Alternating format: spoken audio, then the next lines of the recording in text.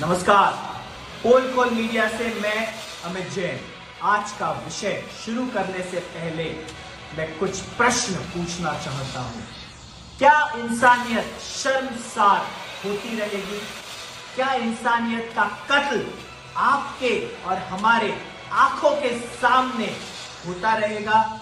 क्या आप और मैं हमेशा ही मुख्य दर्शक बने हुए रहेंगे जब हमारे सामने अन्याय हो रहा है, हमारे सामने कोई रो रहा है, बिलख रहा है, तड़प रहा है? क्या हम उसकी मदद करने के लिए 2 कदम चलने से भी हिचकिचाते रहेंगे? ताजा वाकया है मध्य प्रदेश के उज्जैन नगरी का।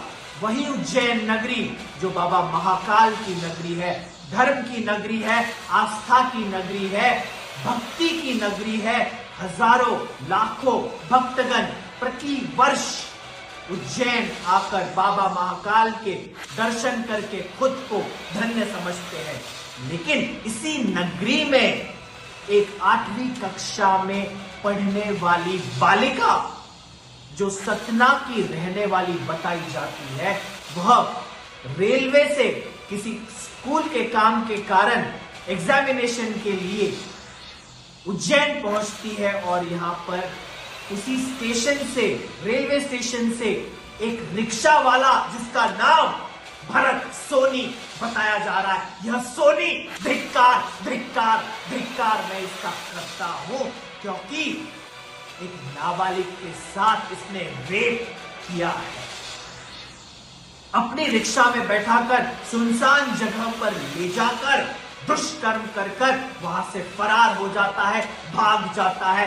घिनौनी हरकत करते हुए इस भरत सोनी को शर्म नहीं आई। दोस्तों, अब हद देखिए, इंसानियत का कत्ल कैसे हुआ है। वह बिटिया बेहोश पड़ जाती है। अगले दिन सुबह उस सुनसान जगह पर जब उसकी आंख खुलती है, उसकी नींद खुलती है, वह परेशान होती है, रोती है, सहमी हुई करीब 7 से 8 किलोमीटर पैदल हेल्प के लिए, मदद के लिए गुहार लगाते हुए, दर दर की ठोकरें खाते हुए वह बिटिया उज्जैन के परिसर में घूम रही है। किसी की रूह यहां पर कांपी नहीं। लोगों ने दरवाजे बंद कर दिए, किसी ने मुंह फेर लिया, किसी ने अपनी जबान पे ताला लगा दिया, किसी ने उसे धिक्कारते हुए ढकेल दिया। शर्म नहीं आई इन लोगों को। वो बिटिया लहूलुहान थी, उसके साथ कुछ अघटित ऐसा घट चुका है, यह सीसीटीवी में नजर आता है। अर्धनग्न अवस्था बताई जाती। दोस्तों, मैं प्रणाम करता हूं वहां के एक मंदिर के आचार्य जिनकी उम्र ज्यादा नहीं है, यंग है वे।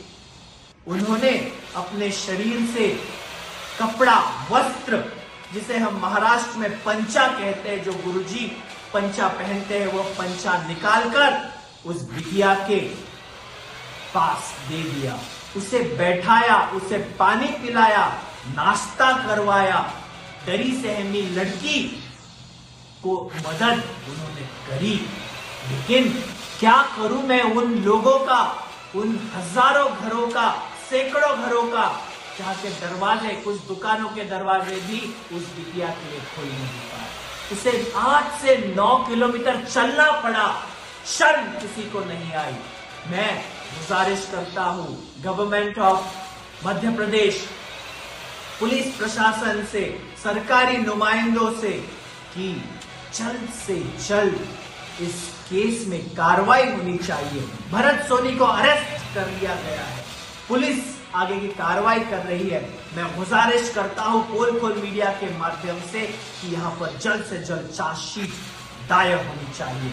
न्याय देवता का ऐसा न्याय मिलना चाहिए फास्ट ट्रैक के माध्यम से, जैसे कुछ वर्षों पहले राजस्थान में केवल 14 दिनों में एक बिटिया को न्याय मिल गया था। उसी प्रकार से उज्जैन नगरी में जो घटना घटी है, उसकी जितनी निंदा करी जाए कम है। लेकिन पोल सिर्फ निंदा नहीं करेगा, पोल गुजारिश करेगा कि यह मामला जल्द से जल्द इसका निपटारा होना चाहिए और यह जो भरत सोनी है इसे फांसी की सजा ही होनी चाहिए।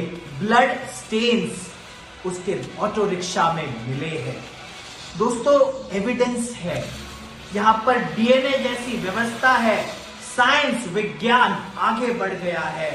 बस कार्रवाई अगर उचित समय पर होती है तो न्याय अवश्य ही इस विक्टिम को मिलेगा।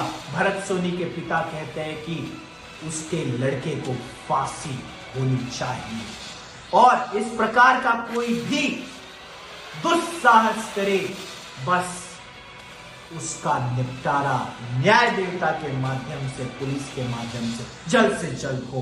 बस इतनी ही अपेक्षा करते हुए सभी बेटियां, सभी महिलाएं अपने देश में, अपने जग में सुरक्षित रहे, बस यही मैं कामना पोल खोल के माध्यम से करता हूं। आप सभी सावधान रहे, सतर्क रहे। जय हिंद, जय भारत, जय महाराष्ट्र।